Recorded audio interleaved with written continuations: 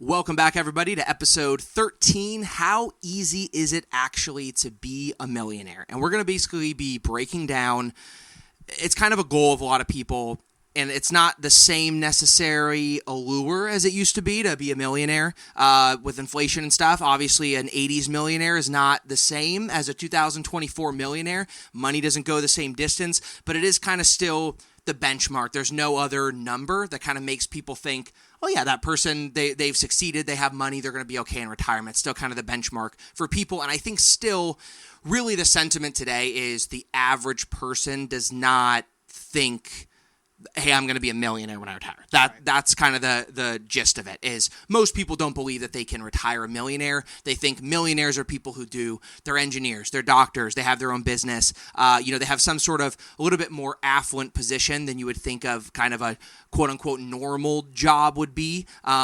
Just a retail job or a desk job you've worked for 30 years. But it's actually a lot more possible than most people think. So that's the point of this episode. If you don't think you can be a millionaire, listen to this. I bet you'll be convinced that you can be.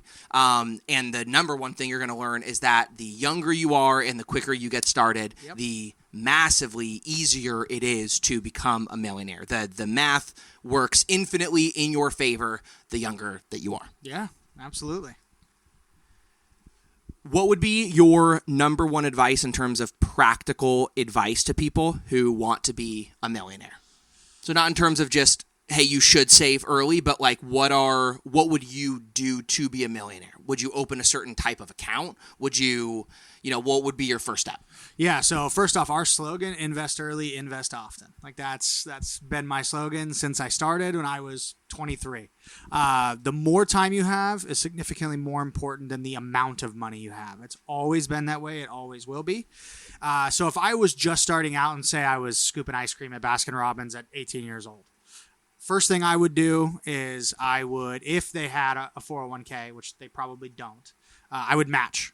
I would match whatever, or I would meet the match. So most companies will offer a match, 2, 3, 4%. The highest I've ever seen is 8%. And then that's free money for you. So if you contribute 8% of your paycheck, they'll match it, right? Up to 8%. So that's what you want to do. Get the free money. But then the other thing I would just do is a Roth, okay? If you do a Roth starting at 18 and you do it for 40 years, I mean, geez, the max is like 6,000. It grows every year. But if you did 6,000 into the S&P, which we'll show you the numbers here in a second, you wouldn't just have a million, you'd have millions. I don't really know the exact number, but I bet it's more than 4. So that's what I would do. Simple, straightforward. Roth IRA, get the match at the 401k, and whatever the S&P 500 is, don't look at it, just contribute, and at 58, you'll be very happy.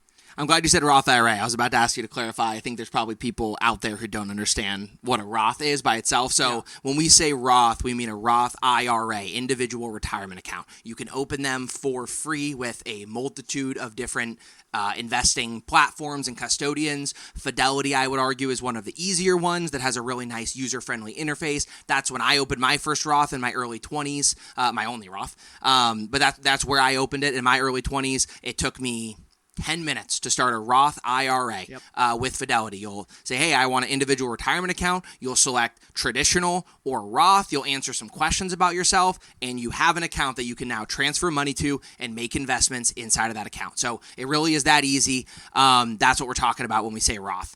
Open up an individual retirement account as early as you have earned income. That is basically, there's only 2 things to keep in mind with a Roth IRA.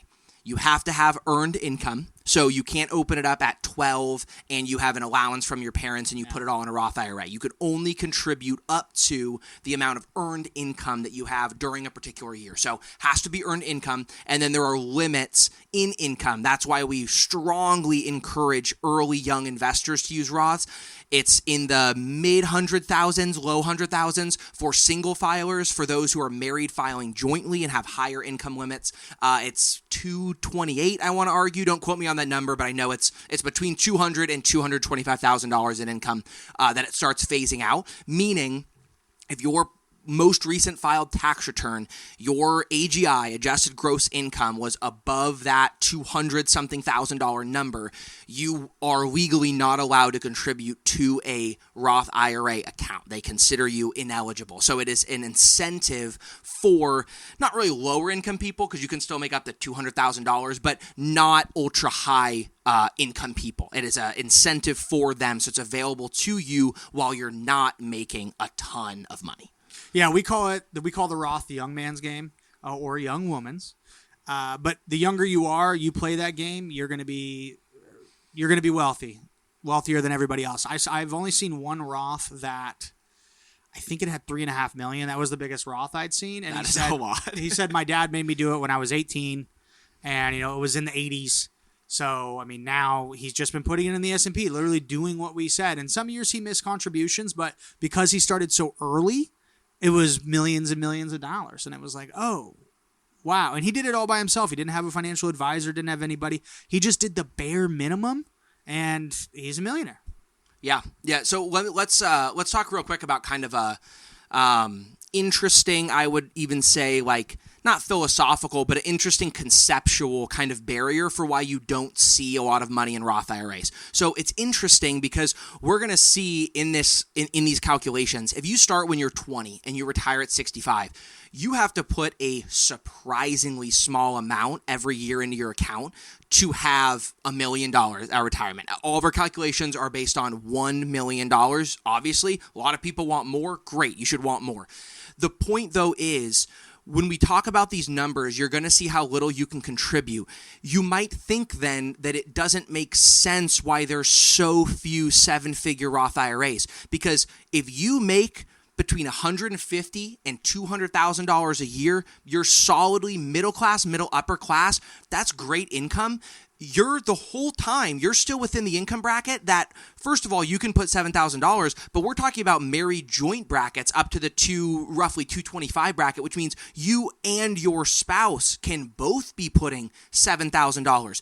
There should and can be Roth IRAs with $15 million in them if you and your wife are both putting $7,000 into a Roth every single year. So it's interesting to note why there's so few. And I would argue it's because the people who at 18 to 25 are educated enough financially, motivated enough financially to be disciplined and max out a Roth IRA before 25, those people end up earning more than $250,000 a year. Yeah. Because that's how rare that type of person is. There's just not a lot of people who have the discipline to do this, even though there's no actual logical reason there shouldn't be 50,000 Roth IRAs out there with $10 million in them. Yeah. I would say also a lot of it has to do with our school system. Like we learned how to do, we knew about Pythagorean theorem, or Pythagoras' theorem. Is that what it is? Pythagorean theorem. It was Pythagoras came up with it, so the Pythagorean theorem. Pythagorean theorem.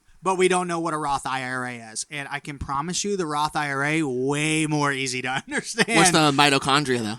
Oh, do the powerhouse of the cell. Got it. But it's like even our teachers didn't know to teach us this stuff. So this is why, we're big advocates of like personal financial education. And it's so hard to convince an 18-year-old, a 20-year-old. Shoot, it was hard to convince me at 25. And I was doing it for other people. It was like, I want to wait. I want to wait to invest. Time is more important than the amount of money. Okay, I was doing this. Financial advisors all over the place are bad personal investors because they're doing it for other people. And it's like, no, you're literally not following your own advice. Like if I would have just invested earlier than waited to have money to invest, I would have way more money. And that's across the board for everybody. And of course, there's different retirement goals for different people. For example, James and I are in the situation where our retirement plan is we're putting all of our money into our business. And we hope that over 45 years of business growth, that's our succession plan. We're eventually in our 60s, 70s, going to sell our practice. That's our retirement plan. So in these early years, then there's a little bit more complicated of a choice of, well, do I invest in my business or do I invest in Roth IRA? Most people are not business owners. If you have a job, your number one priority is your Roth IRA. It doesn't get more clear than that.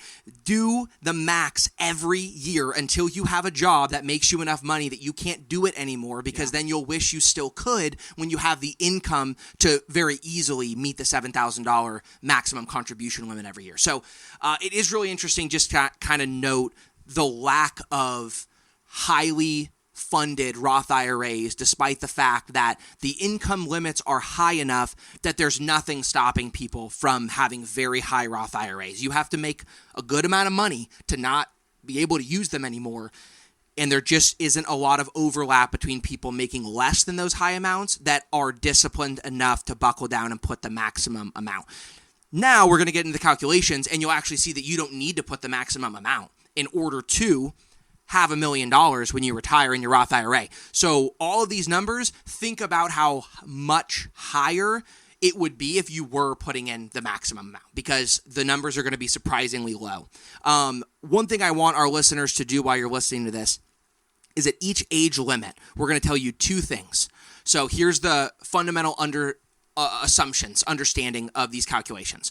All we're using is the historical rate of return for the S&P 500. If you don't know what that is, you're new to investing. The S&P 500 is a collection of 500 companies that relatively represent the largest and most impactful businesses in the economy. Microsoft, Apple, they're all part of the S&P 500. Any huge corporation, General Motors, they're part of it, okay? So it makes up the companies that fundamentally represent the U.S. economy. It also means that you don't have to take a lot of risk. We're not telling you to pick individual stocks. We're not telling you to invest in complicated funds.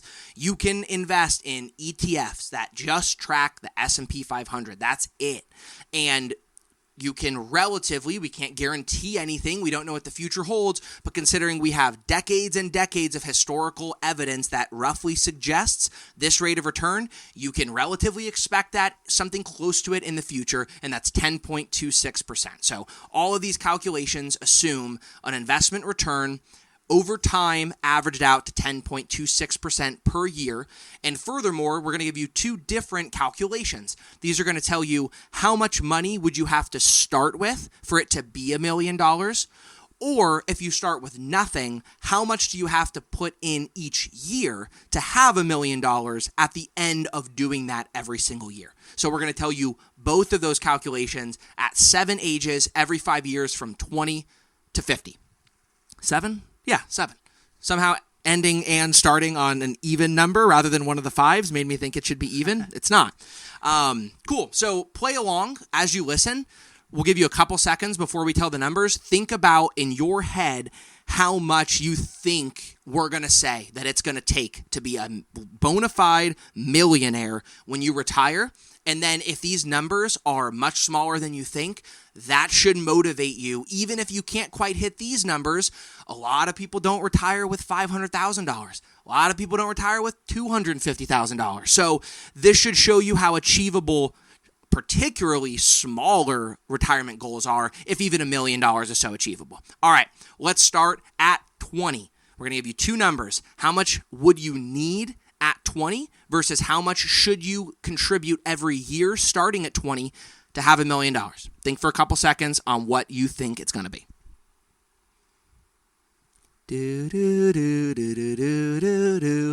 All right, here's your first number. This is how much if you never made a single dollar to a contribution account ever again, contribution to a retirement account ever again. This is how much it would take to have $1 million at age 20. $12,336. That's a graduation gift for some people. I didn't get that graduation gift. That's why I said for some people. Okay, some people, they have several tens of thousands of dollars from their parents or as a gift, or maybe inheritance they leave from an aunt or grandparent that passed away. It's super achievable. I would bet for almost anybody that number is achievable if you work and live with your parents from 18 to 20. You have a job at Starbucks, McDonald's, In-N-Out, you can probably save $12,000. Here's how much you have to put in every single year. If you think, look, when I was 20, I didn't have $12,000 to put away. Here's how much you have to do every year from 20 to 65 to retire with $1 million at 65. Think for a second of what you think it is. At 25, you said, right? This is at 20. Oh. So from 20, and then you retire at 65. Okay. That number is $1,281. That's it. If you do nothing else your entire life, there's no lump sum, there's no big payout when you retire, there's no 401k through your work. The only thing you do is put $1,281 each year. Okay? We're talking $100 a month. You will have $1 million when you retire. That's how little it takes. Now, these numbers are going to continue to look pretty promising. You'll notice they get more daunting as the age goes up, and that's really going to show you how significant James's argument here is that time outweighs amount of money contributed. We're going to give you one more number. I'm forgetting this, which is going to tell you how much total money it requires, meaning we're going to tell you how much you have to put in each year to retire with $1 million, and then we're going to tell you how much money total that was that you put in. The first number is $57,668. So over the course of your entire 45-year working life, you put in about $58,000 and you had $1 million and you retired.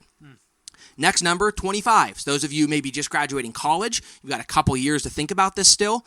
Maybe you're in between those two numbers. Think about how much money you think you need to have $1 million. The first number is $20,100. So at 25 years old, you invest $20,103. You have $1 million when you retire. Every year, if you want to contribute and you haven't done anything until now 25 instead of 20, that amount is $2,105. $2,000 a year. We're talking still less than $200. I think I'm figuring out. So you're saying one is if you did a lump sum. Correct. And the other is if you did payments. Correct. Okay, got it. I'm guessing if you're confused, our listeners might also be confused. Yeah. So I'll make this super clear one more time. The first number means you have that much in an account, either you already did or you put in that much because you want to have $1 million. The second number assumes you have no investment until you listen to this episode and you want to start putting in a certain amount every year. It's how much you would need to do every year to have $1 million. Got it. On board. Way better now than the numbers. I like the numbers a lot more. So at 25, only 5 years later, to have $1 million, those monthly contributions, you would have given $84,200 more total to have $1 million because you started at 25. So you're putting in more money every month, a lot more money, $600 to $700 more every single year. You're putting in a total of what's 84,000 minus 57, $27,000. You put $27,000 more dollars in to have the same $1 million at retirement. All right. I think we all understand now. We're going to blaze through the next couple numbers just to show you the impact as time goes on. At 30, you would need to invest $32,762. Each month, each year, you would have to contribute $3,475. After you retire, you would have had to put in $121,000 to have $1 million because you started at 30. Now we'll move to 35. You have to have, at 35, $53,390. Or if you have nothing and you're 35 years old, each year you have to put in $5,787,000, meaning total you will have contributed $173,500 to have $1 million at retirement. Age 40, you have no money. You want to invest right now. You would need to put in $87,000 to have $1 million when you retire. If you have nothing and you put in every single year, one contribution a year, that contribution would be $9,778. At 40, we're really starting to see the jump now. You would have put $244,000 in order to have $1 million. Let's stop here real quick before we do 45 and 50. It's getting worse, but it is still encouraging. This means if you want to retire at 65 and you are 40, to have $1 million, you only need to put in a quarter of that if you're contributing every year. If you do the lump sum, you only need to put $87,000 in, which means you only need to put less than 10% of $1 million to have $1 million. So anybody over the 20, 25, 30-year age listening to this, you shouldn't take away, oh man, well, I missed the window. I can't be a millionaire. Right. You have to put in less than $100,000 right now to be a millionaire. And if you do it every month, always do as much as you can the moment you can, because every single year is worse to invest than the year before. But it's still encouraging knowing that with less than a quarter of the amount, you can have $1 million just based on the power of time and compound interest.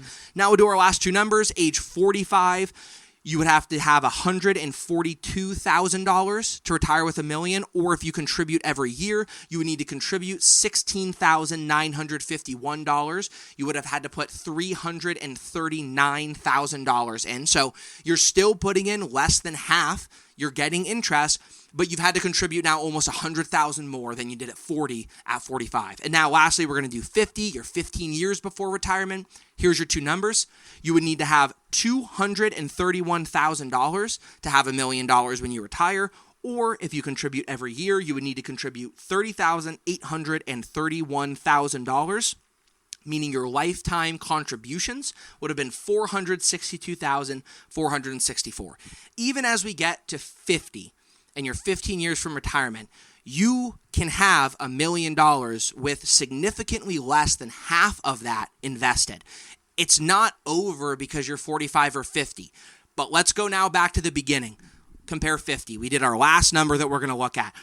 You have to have contributed $30,800 per year, $462,000 total. If you start at 20, you have to contribute $1,200 a year for less than $60,000 total contributed to retire a millionaire. Okay? The lump sum numbers are significantly more favored.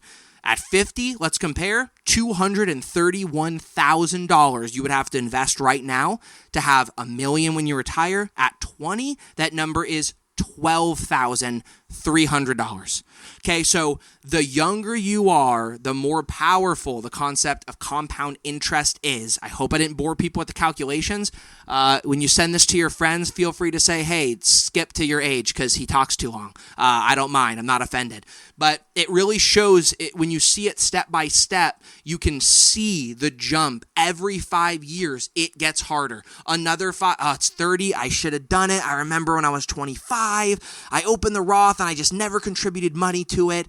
Damn it, I'm 30. I should have done it. It's still really good for you. Don't wait till 35. It gets harder. But if you're 35, do it right now because it gets way worse when you're 40. So the younger you are, the infinitely easier it is to retire a millionaire or a 5 millionaire or a 10 millionaire. It really is feasible if you're disciplined and you're on top of it young. What are your thoughts, James? Most important thing is invest early, invest often. The best day to do it is today. I would also, just to give you guys some discretion here, needed money is cursed money. So if you need to live, don't invest the money. Okay, that is a theme on Wall Street. Needed money is cursed money. You almost always lose it. I don't know why. I don't know what God's doing, but I would tell you, try to budget your investments in. Okay, it's very, very doable. We had a worker at McDonald's at my previous firm. She worked at McDonald's for 35 years. When she left McDonald's, I think she started in 79 or 80, it was 70s, 80s. She had $1 million. Okay, and she worked at McDonald's. So take that with whatever you want to take it with, but it's possible for anybody. Yeah, I mean, the signs now, starting salary at places like In-N-Out, Panda Express, they're $21 an hour. As an accountant with 2 degrees from Point Loma, I started as an associate at $27.50 per hour.